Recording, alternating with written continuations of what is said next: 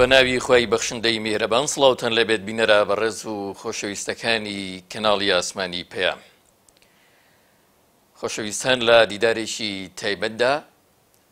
قسە لەسەر کۆمەڵی دادگەری کوردستانەکەین. بە تەواوی 20 ساڵ لەمەوبەر 35 ساڵی 2001 زاینی کۆمەڵی ئیسلامی کوردستان ئەو کات خۆی ڕاگەیان. بە درێژایی 20 ساڵی ڕابردوو کۆمەڵ هەوراز و نشێوی جۆراوجۆری بڕێوە، خۆناغی جیاوازی تێی کردووە، سەرکەوتنی گەورەی تۆمار کردووە لە کار و خەباتی سیاسی و مەدەنی خۆیدا لە هەرێمی کوردستان و عێراق. ئێمە لە 20هەمین ساڵیادی ڕاگەاندنی کۆمەڵدا دەمانەوێ هەڵوێستێ بکەین و وەڵامی هەندێک پرسیار وەربگرینەوە لەگەڵ بەڕێز کاک محەممەد حەکیم ئەندامی ئەنجومەنی باڵای کۆمەڵی دادگەری کوردستان دیدارێکی تایبەت ئەنجامەدەین. سپاسی ڕەخساندنی ئەم دەرفەتیان لێ یەکەین. بەڕێز کاک محەممەد زۆر سپاس. سپاس بۆ جەنابتان بەخێر بێت. پێمان خۆشە کاک محەممەد گزارشتی جەنابەت بزانین، یان چۆن گزارش لە سیوێکی 5 ساڵی 2001ەکەی. بسم الله الرحمن الرحیم. خێراتن. حقەتەن یعنی مێژوویەکی درێژە 20 ساڵ و هەلومەرجێک بوو خواستی ئەوەی هەبوو کە کۆمەڵی ئیسلامی ڕاگەیەنرێ. دۆخی ئەو کات بەراورد ناکرێ بە ئێستا. ئەوانەی ئەو کات لە ڕیزەکانی بزوتنەوەی یەکبووندا بوون، ئاگداری دۆخی نێو بزوتنەوەی یەکبوونن و ئاگداری دەرەنجامی کۆنگرەی یەکبوونن کە ئەوە هۆکارێک بوو لە هۆکارەکان کە وای کرد کە کۆمەڵی ئیسلامی کوردستان ڕاگەیەنرێ. هەموو هۆکارەکان پەیوەندیان بەناوخۆی بزوتنەوەی یەکبوونی ئیسلامی جارانەوە هەبوو، یان هەندێک هۆکاری گشتی لەسەر راستی سیاسی. زۆربەی هۆکارەکان پەیوەندیان بە نێوخۆی بزوتنەوەی یەکبوونەوە هەبوو و هۆکارێکیان کە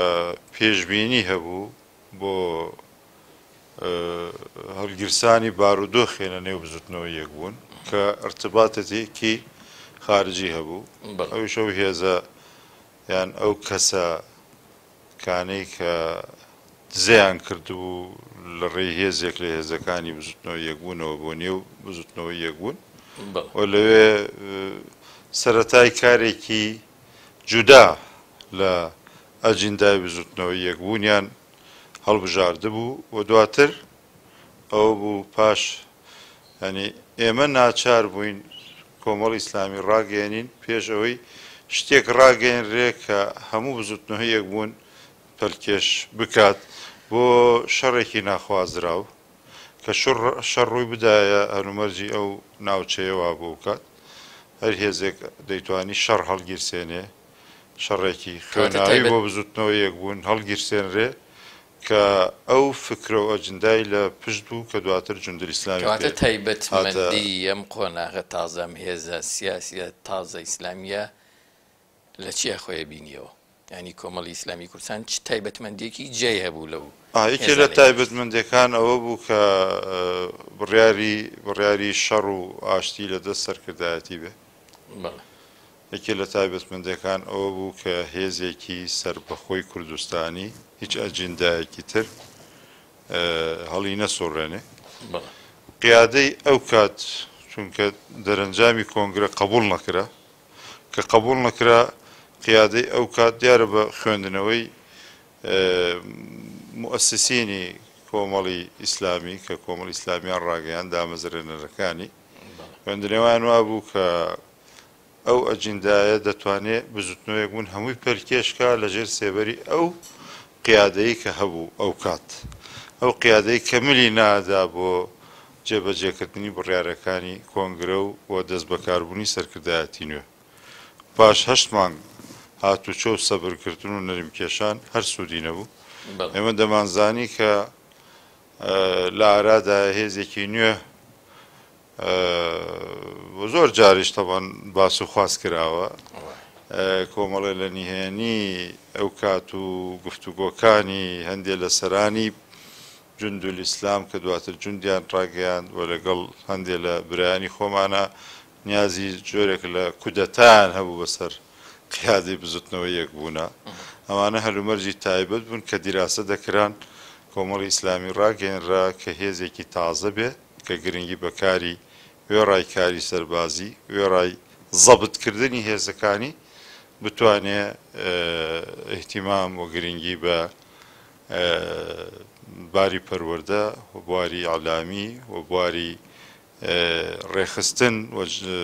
کاری ڕێکخراو جەماوەریەکان لە ناو شار و شارۆچکەکان تەوان هەندێک پلانی تری استراتیژی هەبوو لە کۆمەڵی ئیسلامی کە ڕاگەێنرا مەخابن ئەو هەلومەرجەی دواتر لە 11 سێپتەمبەر و دەرهاویشتەکانی و لێدانی بنکە و بارەکەکانی ئێمە و جوندی ئیسلام نەمانتوانی بە شێوەیەکی ئاسایی ئەو پلانە جێبەجێ بکەین ئەوی شەوەیە کە کۆمەڵی ئیسلامی سوقلی خۆی هەر ئەو کات بداتە مەڵبەندەکان حتا هێزەکان بێنێتێنەوە مەڵبەندەکان و سەرکردایەتی لە جێگایەکی تری بۆ هەڵبژێرێت چونکە دوای ئەعلانی جوندول ئیسلام پێشبینیەکانمان هەموو هاتەدی و دوای ئەوەی کە جوندول ئیسلام ڕاگەیەنرا ئەو کات زەڕورەتی کۆمەڵی ئیسلامی هات و طبعاً کە ئێمە شەڵێن زەبتی هێزەکان ئەوش لە یەک دوو لە قۆناغەکانی مێژووی کاری کۆمەڵی ئیسلامیە ئەو بربەستانەی کە هاتنە پێش ئەو ڕووداوە نەخوازرانەوەی هاتنە پێش ئەوەی گەیاند کە کۆمەڵی ئیسلامی هێزێکی نوێ ئەتوانێت زەبتی چەکدارەکانی خۆی بکات. زۆر باشە کاک محەممەد ئێوە لەو ساتەوە تا ئێستا با بڵێین زۆر کۆسپ بوو لەمبەر و گرفتی گەورەتان تێپەڕان هەر لە ساڵی 2023ەوە بۆ نمونەکە بنکە و بارەگاکان کەوتنە بەرهێرش و دواتر دەگیرکرانی ئەمیری کۆمەڵی ئیسلامی ئەو کات بەڕێز مام ساعلی باپیر و هاوڕێکانی و هەندێک قۆناغی دیکەی سەخت ئەگەر ئێستا باسییان لێوە بکەین پێمان بڵێن ینی ئێوە بە سەرکەوتوی تێتان پڕان چۆن ئاوا سەرکەوتوانە توانی وتان زاڵ بن بەسەر و قۆناغ و لەم پەرە گەورانەیە کە هاتنە بەردەم کۆمەڵی قۆناغی دووەم قۆناغی خۆڕاگری کۆمەڵی ئیسلامی کوردستان قۆناغی خۆڕاگەیاندنمان هەیە قۆناغی خۆڕاگریمان هەیە ئەو قۆناغی سەخت بوو ئەمن کە تێدا ینی هەموو ژیانمی تێدا بوو ئەو کات لەوێ نەتوانم بە کورتی بۆ جەنابتی باز بکەم بەڵام ینی نەکێمە دوجر ناوەندە حزبەکانی تر هەتا وڵاتانی هاوسێ هەموو شایەتیاندا کە کۆمەڵی ئیسلامی توانی لە غیابی مامۆستادا ئەم کاروانە لە قۆناغێکی پڕمەترسی قۆناغی بەرەنگاربوونەوەی نەمان هەموو پلانەکان بۆ نەمانی کۆمەڵی ئیسلامی بوو بە شێوازی لە شێوازەکان تێمان پەڕاند و تێمان پەڕاند چوینە قۆناغێکی سەرکەوتن کە دەرەنجامەکەی هەڵبژاردنەکانی 2005 بوو ئەوە بوو لیستی کۆمەڵی ئیسلامی کە هیچ کەسێ حسابی بۆ نەدەکرد لە کۆڕ و کۆبوونەوەکاندا حزبە گەورە و بچووکەکان و حزبە هاوڕێکانیشمان حسابیان بۆ نەکردین تەوان فەزلی خوای گەورەی لەگەڵ کۆمەڵی ئیسلامی و نزای دڵسۆزانی هەوادارانی کۆمەڵی ئیسلامیە و ئەوانش کە ناڕەحەت بوون بۆ زوڵمانەی کە زنجیرە زوڵمێک لە کۆمەڵی ئیسلامی کوردستان کرا لێدانی بنکە و بارەگاکانمان شەیدکردنی 46 لە کادر و سەرکردە و برا و خۆشەویستەکانمان و پاشان گرتنی بە لێشاوی ئەندامانمان و گرتنی مامۆستا عەلی باپیر و پێش تەمان لێدانەکە شەیدکردنی مامۆستا عەبدوڵڵا و هاوڵانی کۆمەڵە زنجیرەیەکی زوڵم ئەمە ناخی زۆری لە خەڵکی هەرێمی کوردستان هەژاندبوو هەموو نزایان دەکرد بۆ کۆمەڵی ئیسلامی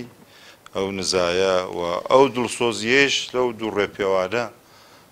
بەرجەستە بوو کە بۆ ئازادکردنی مامۆستا عەلی باپیر لە سلێمانی و لە هەولێر کرا کە نەزەر و سەرنجی زۆرێک لە سەرکردە سیاسی و ڕۆژنامەنووسانی جیهانی ڕاکێشا کە هێزێکی چەکدار بتوانێت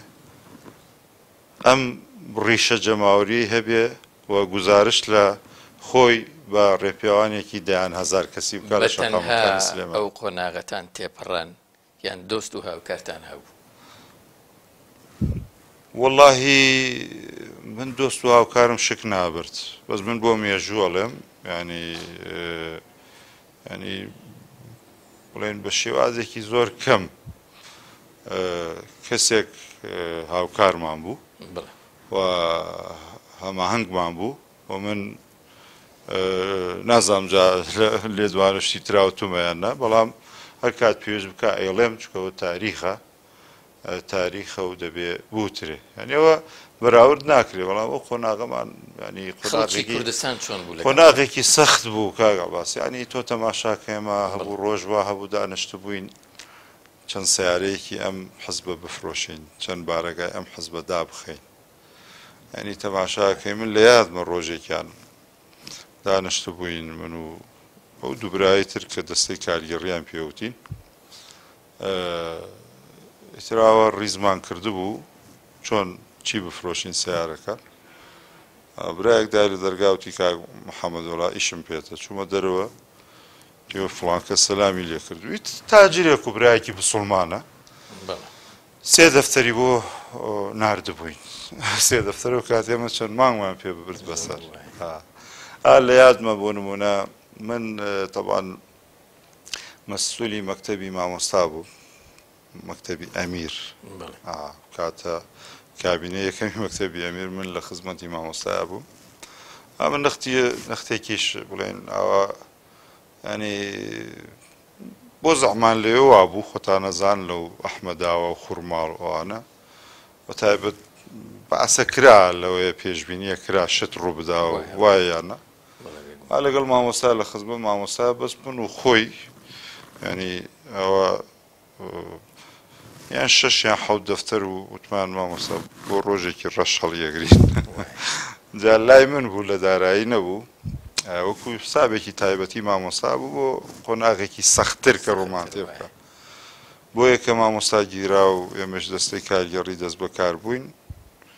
ینی ئەو تەوەنە و دووبرایی کە من لە خزمەتیان نابووم ینی نەمانەزانی چی بکەین ڕاستەکەی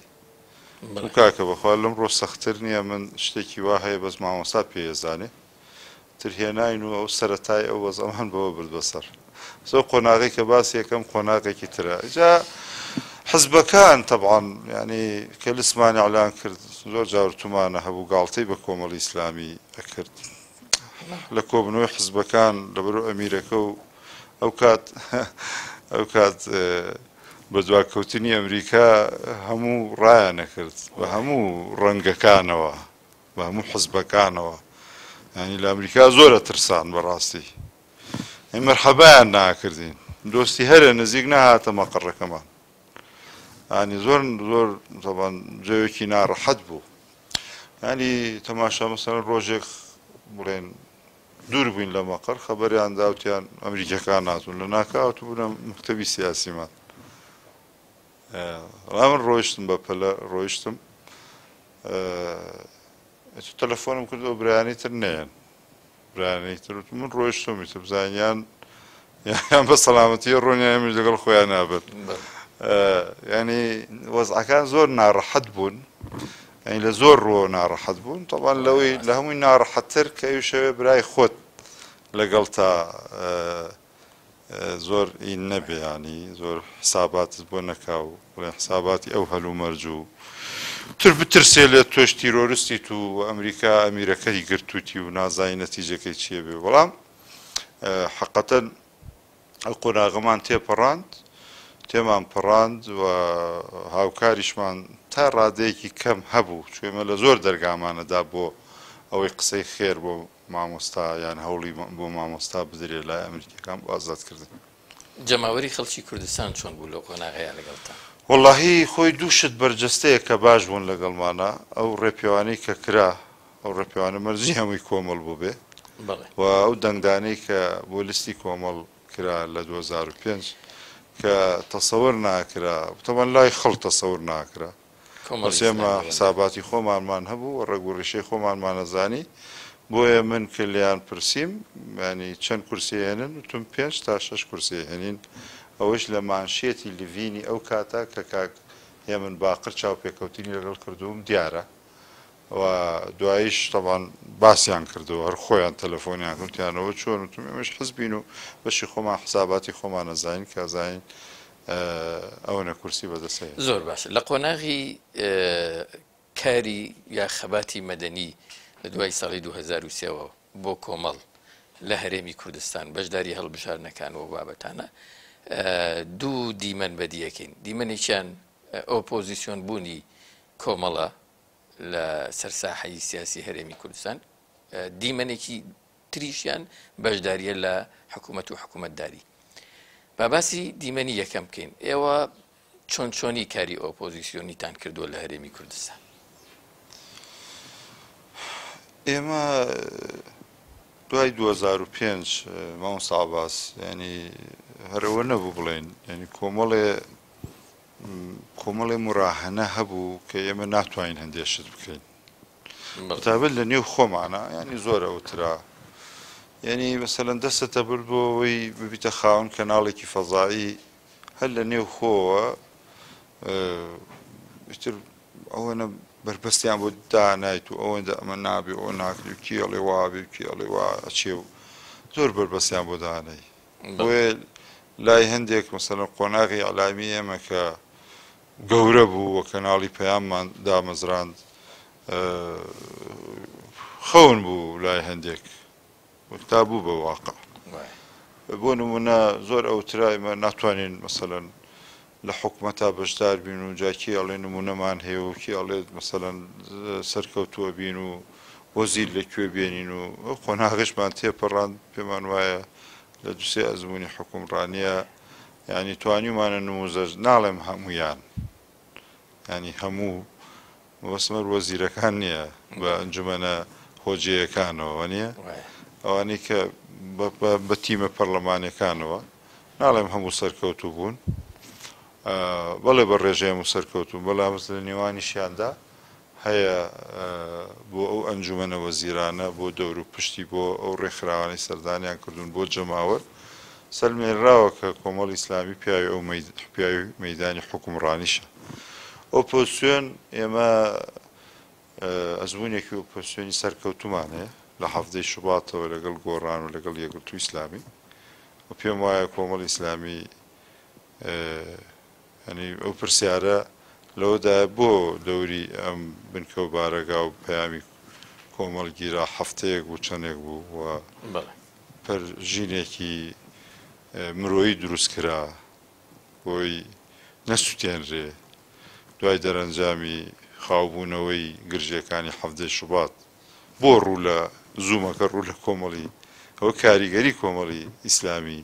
ئەگەیەنێ ینی ڕوبەڕووی هەڕەشەی حیزبە دەسەڵاتدارەکانی هەرێمی کوردستان بوونەتەوە بەڵێ ئەی چۆن ئەو چیرۆکەی لە هەولێر دروست کرا لەو قەزەی ڕوودا و چیرۆک بوو دیار بوو وانە بۆ بوو کە دووسێ کادری ئاسیاندا مەڵبەند بگیرێ و کۆمەڵ ئیسلامی بێ بترسێنێ و لێرەشەوەیش هەموو خەڵک بینی و کە کۆمەڵ ئیسلامی کوردستان چی پێکرا بۆیە و ئەوەیش بە حەقیقەت ئێمە لایەنێکی ئەکتیڤی نێو ئۆپۆزیسیۆن بووین و لە پاکێجەکانە بەشدار بووین لەو خۆپیشاندانانەیە کە کراوە بەشدار بووین و لە ناڕەزایەتەکانە بەشدار بووین لەوە لە کۆڕ و کۆبنەوەکانە قسەی خۆمانمان هەبووە وەیە لەو مەیدانیشە کە ئەو قۆناغەیە بە ئێستەیشەوە کە کۆمەڵ ئیسلامی سەلماندوێتی ئۆپۆزیسیۆنێکی کارایە تۆبعاان ئەو ترێ باشەی خۆپیشاندان و ئەخر کاری ئۆپۆزیسیۆن بوون تەنها خۆپیشاندان و چوونە سەر شەقام و بە کوشتندانی مناڵی خەڵک نییە یان ڕاگەیاندنی خۆپیشاندانێک و دواییش سوود لێوەرگرتنی بۆ سەفەقەیەکی سیاسی یان سەفەقەیەکی تیجاری ئێمە بە خوێن و ماندوێتی ڕۆڵەکانی خۆمانەوە ئەو بازرگانیە ناکەین و ئێستا بە بڕیاری ئەنجومەنی سیاسی پێشومان و بەڕاوێژ لەگەڵ فراکسیۆن ئێمە زیاتر ڕۆڵی معارەزەیەکی پەرلەمانی باشە بینی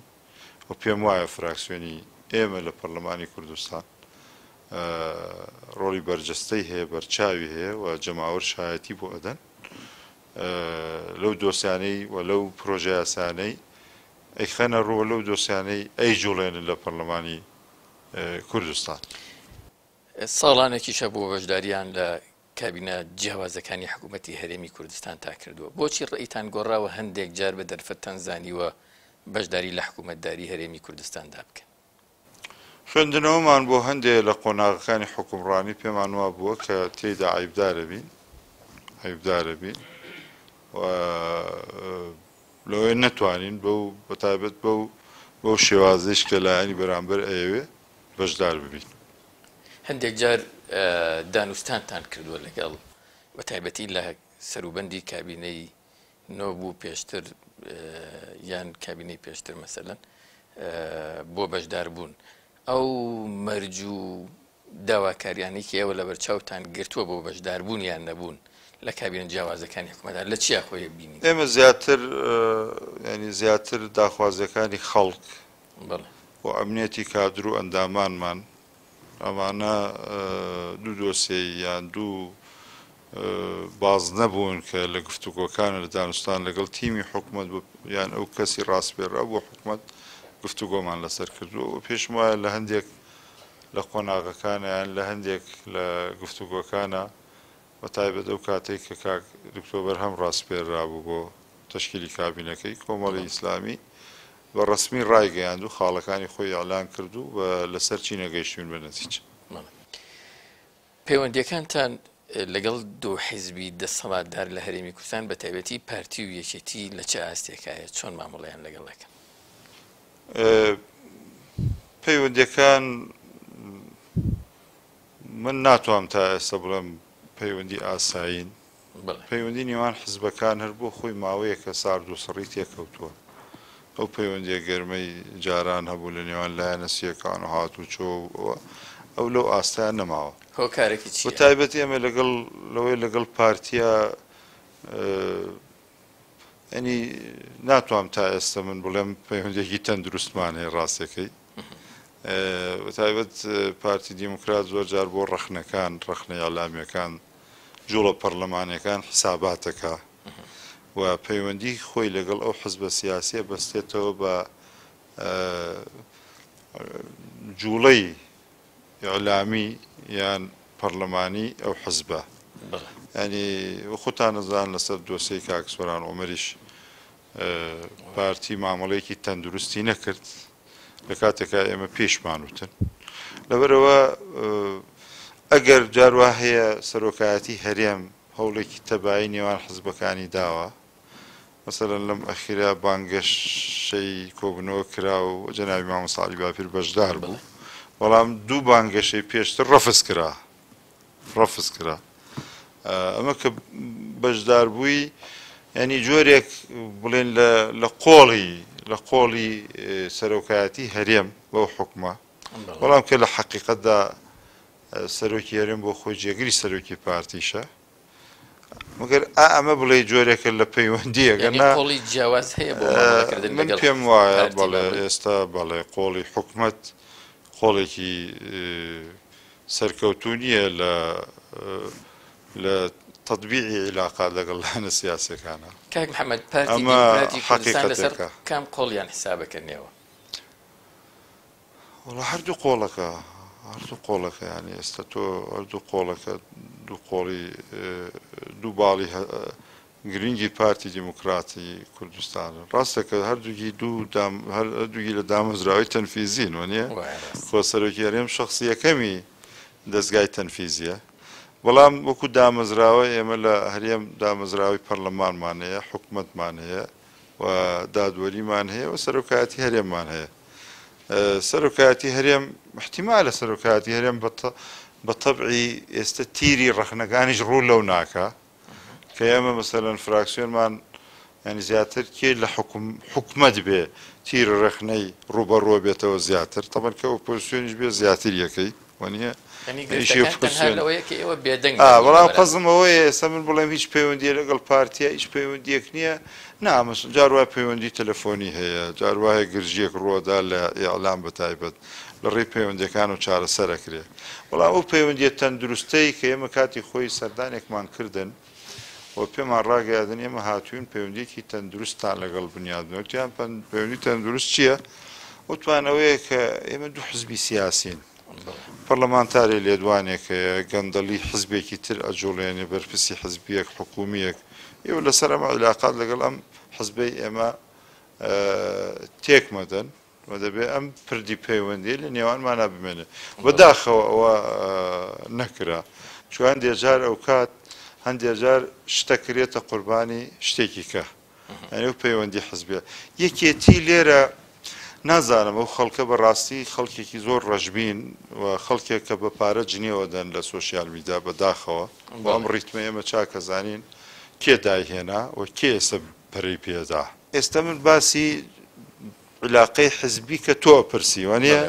ئەمە پەیوەندی بە گەندەڵی و ئەمە کە منە لەم نەختێ ئەم لەو باشە لە عیلاقاتە معنایەوە نییە من باس گەندەڵی یەکەم و شایەتی گەندەڵ و وەزیش ترەدەم بەڵام نەختێ لەمەیە کە باسم کرد یەکێتی مرۆڤەتێکی زیاتری هەیە واتە ڕەخنە و ڕەخنەگرتن لەو لە تیمی حکوومەتەکەی و لە حکومڕانەکەی لە سلێمانی و ئەوانە نابەستێتەوە زۆر بە عیلاقە بەسانەوەی پەیوەندیەکانتان لەگەڵ یەکتری لە ئاستێکی باشترایەتان لەگەڵ ئەخ لەو ڕۆ باسیێکە مامۆساباز بۆی ڕوون بێ ئەڵێم بۆ نمونە ئێمە بەیانی فراکسیۆنمان لەسەر گەندەڵێکی سلێمانی بەجواو بێ ینی زۆر حساباتی ناکەن لەسەر کۆمپانیایەکی یەکێتی شت بوترێ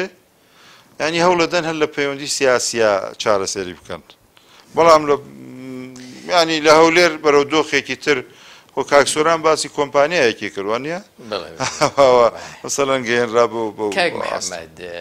لەسەر ئاستی پەیوەندیەکانتان لەگەڵ یەکێتی و پارتی ئێوە هیچ هاوکاریەکی مادی وەکو هێزێکی سیاسی لە هەرێمی چونکە ئەوانە حزبی دەسەڵاتیشن 2000 لە حکوومەت و داهاتی حکوومەتی هەرێمیان لەبەردەستە ئەم حکوومەتە حکوومەت یەکێتی و پارتیە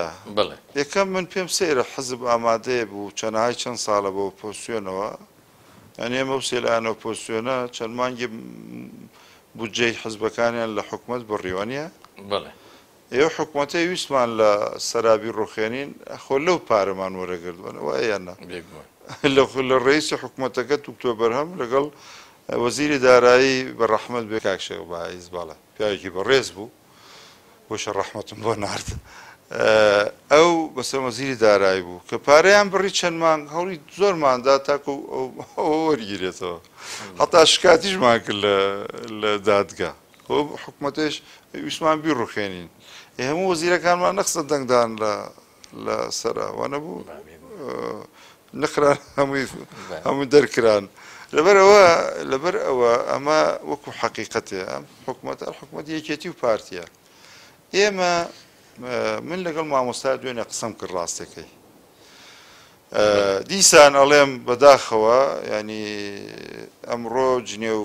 جنێودان بۆتە وەسیلەیەکی کەسابەت جنێودان لە سۆشیال میدیا و لە میدیاکان و هەیشە زۆر مامەڵەیەکی خراپەکە من چەندین هەندێک لەو سەر و شتانە ئەوانەی کە سایت و پەیجۆیان هەیە هەندێک جار سەرکردە سیاسەکان کە کۆبوونەوە بینم باسەکەن ئەڵێن شەو لامان بوون و شەو هاتوون و هەنیوانە هەموو عیلاقەیان هەیە و زۆرێک لەو سۆشیال میدیانەی کە جنێو بە حزبەکانەدەن و ڕەخنە لەسەر حزبەکانەکەن بۆ خۆیان پارەیان لە یەکێتی و پارتیەوەیە نەک لە یەکێتی و پارتی ئایدی شەخصن لە نێو یەکێتی و پارتی ئایدی شەخصەکان و کەسەکان مامۆستا عەلی باپیر من هەم گوێم لێکرد هەم قسەم لەگەڵ کرد مامۆستا نەیوتوێ ئێمە پارە وەرەگرن لە یەکێتی و پارتی مامۆستا باسی مەبدەئێکەکە ئەڵێ ئێمە کێ پارەمان بداتێ بۆ بەڕێوەبردننی حزبەکەمان و سوپاسیەکەین و وەکو مەبدەئێ باسی کردووە وەکو مەبدە کە بێ مقابل هەر کەسێ پارە بدا بە تایبەت کە ئێمە کۆمپانیا ئەومانە ئەم سۆشیال میدیانە حەزەکەم باش بزانن پێیان وایە کۆمەڵی ئیسلامی ماهانە 20 میلیۆن دلار سەرفەکە هەموو داهاتی کۆمەڵی هەموو سەرفیاتی کۆمەڵی ئیسلامی ناگاتە 15 دەفتەر 15 دەفتەر مانگانە کە ئەویش لەبەرۆ کەناڵی فەزایی 2 کەناڵی فەزایی هەیە ئەگەنا پێیان وایە وەکو مەسئولینی تر شەوێکمان بە ملیۆنی دۆلارە بینە سەرەوە کادر و ئەندامی ئێمە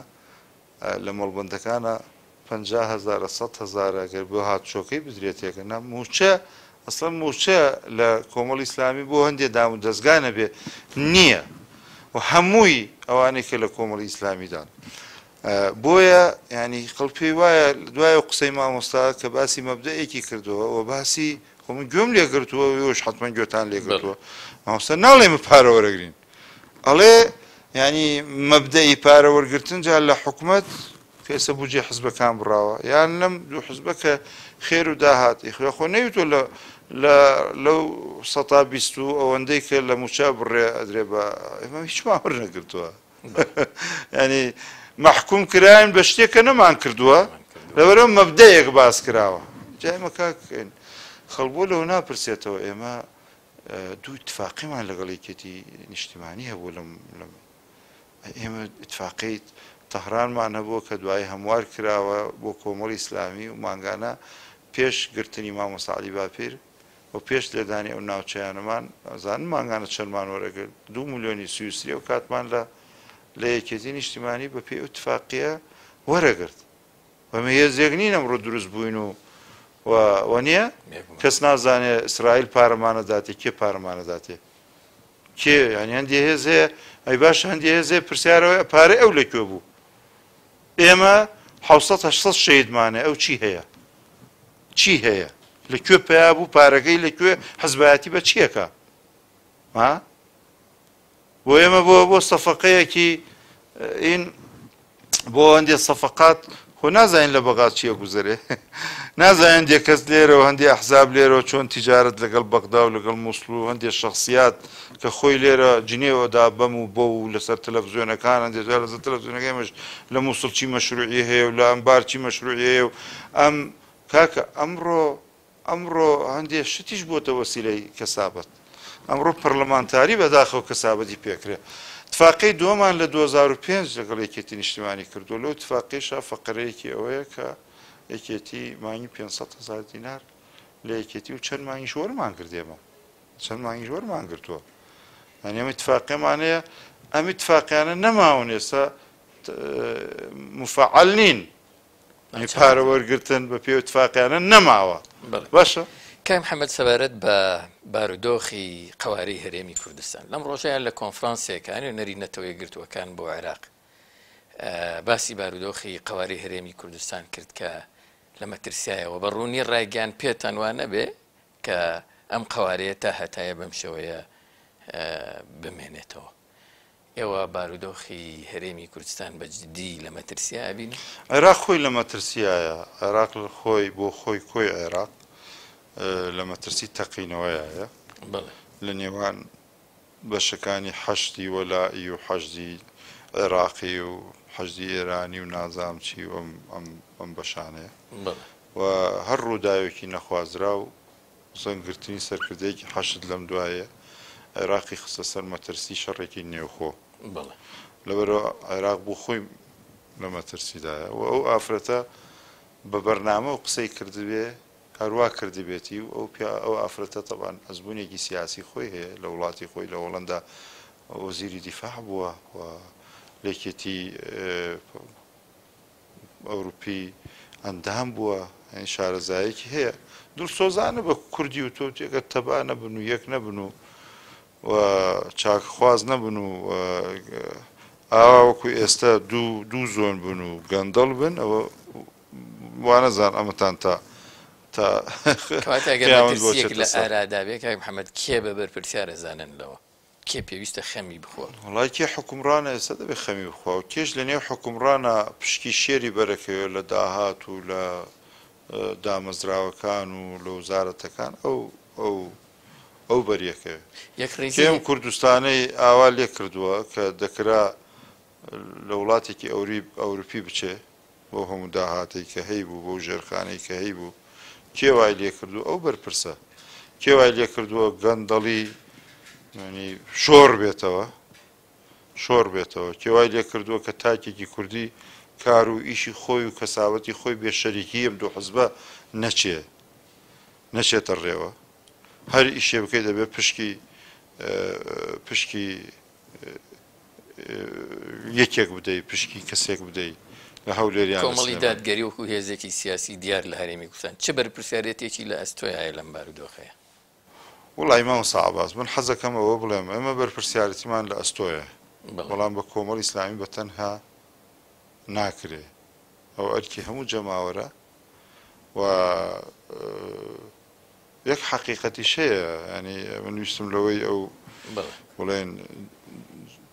ئەو نوێنەری نەتەوەی گرتوەکان کە ئەو قسەی کردووە ئەوان بۆ خۆیان دەستیان بەم دوو لایەنێ شۆ گرتووە ئەو واقعا هێزە نێودەوڵەتیەکان و هێزەکانی هاوسێ ئەو وەزعیان پێخۆشە کە هەیە ئێستا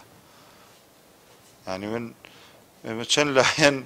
دوای هەڵبژاردنەکانی عێراق لەگەڵ ماگۆر کۆبووینەوە کە یەکێک لە کۆ بەشدار بووان دکتۆر بەرهەم و کۆبنەوەکەیشی ڕێخستە بوو 2 سەعات باسی تەزویرمان کرد ئێمە و گۆڕان و هاوپەیمانی و یەکگرت و چەند لایەنەکەین 4 لایەن وانە 4 لایەنی سەرەکی و خاوەنین چەند کورسیمانیان نابوو خاوەنی بڵێن 11 کورسی بووین 11 کورسی پەرلەمانی عێراق لەگەڵی دانیشتوین باسی تەسویرمان کرد دوای ئەوەی کە 2 سەعات گوێ لێگرین سەرێکی سەعاتەکەی کردوتی ئێوە وەکو کورد بڕۆن لەگەڵ یەکی پارتی بڕۆن فرای بەغاکەون حکوومەتی عێراق تەشکیلکەن هیچ گوێ لێ ینی ئەوەیە ینی ئەم بۆیە مەسەڵەن زۆر کەس ڕەخنەگرێت خۆ پیشاندان دەبێت دەرەنجامێکی بێوانێ خۆ پیشاندان هەر لە سلێمانی دەتەوێت خۆ پیشاندان بکەین بۆی 10 کەسی تریش بکوژرێ ئەخە دەرەنجام دەست گیراوە دەست بە باڵای ئەم دوو هێزە سیاسیەوە گیراوە لە کوردستان ئەم وڵاتانە حەزەکەن ئاوا بێ وەزی هەرێم هەندێک جار ئەوە لەوە لە چاکەی خۆی ئەو قسەی کردبێ ئەگەر نا لەوەیە من ئەڵێم بە تەختیتی دەرەوە ئەمریکا و بەریتانەوە حەزەکەن دوو زۆن بێ زەرد و سەوز و ئیشیان پێێتی و وڵاتانی هاوسێش دائیم لە مێژوار حەزیان کردو کورد دوو مێرنشین بێ و بۆ ئیسفادەیان لێ بکەن بیاندن بەگژێک محەممەد کۆمەڵی دادگەری کوردستان وەکو هێزێکی سیاسی لەگەڵ هێزەکانی تر لە بەردەم هەڵبژارنێکی چارەنووسازی پێشوەختەی عێراقیدایە چ ئامادەکاریە کراوە ئامادەکاریمان کردووە ئێمە قۆناق لەگەڵ فۆزێ لە خەتین و مثلەن ئەو ماوەی دیاری کردی بۆ هاوپەیمانی هەوڵماندا لەگەڵ یەکگرتووە هەوڵماندا لەگەڵ لستی هیوایە هەوڵماندا نەگەیشتنە نەتیجە ئەم یاسایەکی جیاوازە مامۆستا عەباس من هەر ئەیڵێمەوە سەرتاپای گۆڕاوە زۆر جیاوازە لە یاساکەی تر لەبەر نەگەیشتن بە نەتیجەش وەکو جاران لەوێ زۆر شتێکی عیب نەبێ شتێکی ناشرین نەبێت دوای بە چاویەکی بدەین ئەتیادی هەردوو هێزەکە حەقی خۆمان بوو ئێمە لەگەڵ برایانی یەکگرت و ئەوان دوو کارەکتەری بەهێزیان هەبوو دوو کارەکتەرێکی بەهێزیان لە هەڵەبجە هەبوو ئێمەش کارەکتەرێکی بەهێزمان لە هەڵەبجە هەبوو هەردووکیشمان پێمان وایە لە هەڵەبجە دەنگمان زۆرە تەنەزولمان بۆ یەک نەکرد و گەرچی ئێمە دواتر لە جوغزی هیوایە ئاسایی بووتمان با برایانی یەکگرتووش هەر مڕەشەحیان ئەویش هاتین بە بڕیارێکی قیادەی کۆمەڵی دادگەریە نوێنەریان دانیشتین لەگەڵ نوێنەری بەڕێزیان 15 کەسەکە نوێنەرێکیانە بوو بۆ گفتوگۆکردن و بۆ پێکەنانی لستەکە دانیشتین و ئاگای لێتی و پێمانوتن توان ئێمە ئامادەین ئەو هاوپەیمانیە دروست بکەین چون کۆبوونەوە دوایی ینی کۆمەڵێ هۆکار وای کرد کە هیچ هۆکارێکیان ئێمە نین داوامان لێ کرا برایانی یەکگرتوو لە نێو لیستیوە وتیان ئێوە لە هەڵەبجە بمێنن ئێمە توان کاکە بە هەردوو لامان هەبین ئەم هاوپەیمانی کە ڕاگەێنین ئێمە ناتوانین دیارترین هۆکاریان کە وای کرد هەندێک لە ئەندامانیان کە خۆیان پاڵەوراو ناکرد احتیمالەوە هۆکارێک بوو بێ کە مەسەڵەن ئەوجا ئەو حرسەی هەردوو لامان ئێمە و یەکگرتوو مامۆستا عەباس ئەم هەڵبژاردنە گرنگە تۆ مەسە حزبێکی سیاسی کە ئەم هەڵبژاردنە خۆی بڕیارێکی ئەعدامە بۆ حزبە بچووەکان دانراوە تۆش بە محامی زیرەک بە وسیلەی زیرەک دەبێت خۆ لەوێ ئیعدامە ڕزگار بکەیت جا حزبێک دوو کورسیە بێ حەقی خۆیەتی هەوڵ بدا دوو کورسیەکەی بپارێزێت چکە ئەمە بۆ نەمانە هەڵی بووی ئاڵێ هەستانەوە بە نیوەی زەرریش دەبێت ڕازی بی بەسەر بە مای خۆیان کابرا هەستایەوە کاکە ئەمە بۆ نەمانی ئێمە و یەکگرت و گۆڕان و ئەمە لێرە لە خوارەوە بۆ سونە و بۆ شیعەندی حزبی وردە هەیە گەرچی ئەوان زیرەکەن حزبی وردەیان لە دەوری خۆیان کۆکتۆ لە لستەکانە و پشکیان پێداون لە حکوومەتوانە بەس لێرە جیاوازە ئەمانە حەقی خۆمانە ئەوە نییە یەکتر تۆمەتبار بکەین لەبەرەوە هەوڵماندا نەیگرت بەڵام تا هەفتەیە دوو هەفتە پێش دەنگدانیش هەر کراوەیە تۆ جۆرێتر لە هاوپەیمانی هەیە کە ناوی تەنسیقە بیکەی بۆیە من لێرەوە کە یادی ڕاگەیاندنی ئەم حزبەیە ئەی لێم کادر و ئەندامانمان پێش چەند مانگێک کۆبوونەوە لە قاعەی چی پێڵێنەوەی معارەزەکانی تیاکری ئەوەی کۆنگرەکەمان تیاکرد 800 کەس نوێنەری ئەم حزبە هاتر قیادەیەکیان هەڵبژاردووە ئەم کادر و ئەندامانەی ئێمە دەبێت یەک ڕاستی بزانن ئەم هەڵبژاردن ئەم یاسایە یاسای پێشوونیە ئەمە پەتی سێدارێ و هەڵکراوە ئێمە وەکو کۆمەڵی دادگەری کە لە دۆزارەی خۆمان ڕاگەیاندوو هێزێکی چەکدار بووین دوژمنمان ناحەزمان زۆرە مانەوەمان لە بەغدا گرنگە لە مانەوەمان لە بەغدا ئەم ماوەی کە ماوە ئەگەر هەڵبژاردن لە عێراق بکرێت لە دەی 2021 و نەخرێتە مانگی 4 2022 و ئەگەر عێراق بمێنێ و شەڕی نێوخۆی تیا دروست نەبێ ئێمە هەم هەوڵێکمانە ئەدەین لەگەڵ برایانی یەکگرتو لەگەڵ تاکی پەرلەمانتارەکان لەگەڵ هێزە سیاسیەکان کە هەبین لە بەغدا و کورسەکانمان بپارێزین و هەوڵ بدەین کورسەکانمان لە دووە بکەینە سێ و چوارش بۆیە پێنج پاڵە و ڕایشمان هەڵبژاردووە بۆی تەرکیز بخەینە سەر ئەو پێنج بازنەیە و ئەم هەڵبژاردنە گرنگ نییە هەندێک کەس هەڵە تێگەیشتووە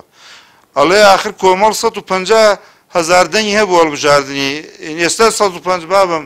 ئەم جارە کەس ژمارەی دەنگی حزبەکان ناپێوێ ئەم یاسایە عەدەدی پەرلەمانتارانە پێوێت چە نەگەینتە بەغا واتە تۆ 20,000 دەنگ بێنە بەڵام دوو پەرلەمانتار بگەێنە بەغدا ئەوە باشترە نەک 300,000 دەنگ بێت و کەس پەرلەمان نەگاتە بەغدا لەبەرەوەی من پێنج بازنەمان هەڵبژاردووە ئێمە هەموو ئامادەکاریەکیش ئەکەین لە قۆناغەکانی ترە ئەوە لەم ڕۆژانەش پلانی ناوەندی هەڵبژاردنمان پاش کۆبوونەوەیەک پلانێکی خستۆتە بەردەستمان و کۆنجوەنی باڵاو ئێمەش پەسەندی ئەەکەین و کار لەسەر ئەو پلانەکەین کە خۆی لە چەند قۆناغێکە ئەبینێتەوە من کاتی بەرنامەکەم تەواو بوو گەشتەیەکێتما بێتەوە زۆر بە کورتی پێم بڵێ مێژوویەکە وەکو چۆن ئینسان تەمەنی خۆی ئەگەڕێتەوە بۆ هەندێک قۆناغەکانی تەمەنی لە هەندێکە دڵخۆشە بێ و لە هەندێکە ناڕەحەتە بێ و لە هەندێکیشە دۆست و خۆشەویستانی لەدەستداوە حەزبیش بۆ ئێمەمانان بۆتە پارچەی لە ژیانمان قۆناغی زۆر ناخۆشماندا کۆمەڵا بڕیوە و زۆر لە عەزیزانمان لەدەستداوە و ئەم کاروانە کەس و دوو کەس نەیهێناوە بە هاوکاری هەموو سەرکردەکان کاوکات لە کارا بوون لە کۆمەڵ لەوەی ئێستا لە کاری فعلیانە بن و تایبەت هێزەکانمان و برا پێشمەرگەکانمان و برایانی مەکتەبی عەسکەریمان و شەهیدەکانمان و جەنابی مامۆستا عەبدوڵای قەسرێ و هاوڵانی و هەموو ئەوانەی کە لەسەر کۆمەڵی ئیسلامی کوردستان ماڵ و حاڵیان جێهێشت زانیە هەموو ماڵمان جێهێشت و حاڵمان جێهێشت و هیجرەتمان کرد و هەموو ئەوانە کە ناڕەحەت بوون ئەو ئەندام و کادرانمان کە تەعزیب دران لە نوگرە سەلمانەکانی برادرانی یەکێتی و پارتی ئەوانەمان تا ئێستا بێسەر و شوێنن لەسەر کۆمەڵی ئیسلامی ئەوانە هەموو ڕۆژانەیە نەبەر چاومان و هەموو لێهاتمانن ئەو قۆناغە ناڕەحەتانە ئەوە کە کەس مەرحەبای ناکردین چونکە ئەمیرەکەمان لە سجن بوو بەڵام قۆناغیشمان بینی کە ئەمیر ئازاد کرا کۆمەڵ گەیشتە پەرلەمان دوێ هەموومان بزانین ئێمە پەرلەمان و وەزارەت ومانە وەسیلەن ئێمە حزبێکی ئیسلامین وا ناویشمان گۆڕی بێ ڕەزامەندی خوای پەروەردگار لەسەروی هەموو شتێکەوە لای ئێمە و دەمانێت خزمەتی میلەتی خۆمان بەم دینداری ئیسلامیە بکەین بۆیە ڕەگ و ڕیشەی ئێمە دینە و ئاین ئیسلامە و بانگەوازە و بۆی شاڵێن لە بەغدا هەبین بۆی ئەو کارەمان بەردەوام بێ و بۆی شەر لە کوردستان دەمانەوەی بەهێز بین ناحەزون و ئەویشمان زۆرە بەڵام چۆن بەسەر لە چەند قۆناغا بەسەر لەمپەرەکانە سەرکەوتین ئینشاءڵڵا و لەمپەرانەی کە ئێستەیش هەن سەر ئەکەوین وێڕای پیرۆزباییم لە هەموو ئەندام و کادر و هەوادارانیم و لە خوشکان و برایانمان لە کۆمەڵ ئیسلامی یەکداوان لێکم پشت ئەستور بن بە سیاسەتی قیادەی خۆیان بە سەرۆکایەتی مامۆستا عەلی باپیر ئینشاءڵڵا هەموو شتێک تێپەڕێنین و بە خوێندن و هەندێک خوێندنەوەک و هەندێک ڕەخنە کە لە سەرۆک و لە قیادەی کۆمەڵەوانە جاروبار ئەگیرێ لە خەڵکی ناحەز و دژمنەوە و ئەوە بەوانە هیچ دڵ ناڕەحەت نەبن هەمووانە تێپەڕێنین بە پشتیوانی خوای پەروەردگار. بەڕێز کاک محەممەد حەکیم ئەندامی ئەنجومەنی باڵای کۆمەڵی دادگەری کوردستان زۆر سپاس. سواز بۆ جەنابتان دەستان خۆش. بینەرە بەڕێز و خۆشەویستەکان سپاس بۆیەوە سپاس بۆ هاوکارانم دیدارێکی تایبەتمان ساز کرد سەبارەت بە مێژوو ئێستا و داهاتووی کۆمەڵی دادگەری کوردستان هیوادارم کە هەندێک زانیاری و سەرنجتان لێ وەرگرت بێ تا بەی گەیشتنەوەیشی تر هەرشاد و سەرکەوتوو بن خواتان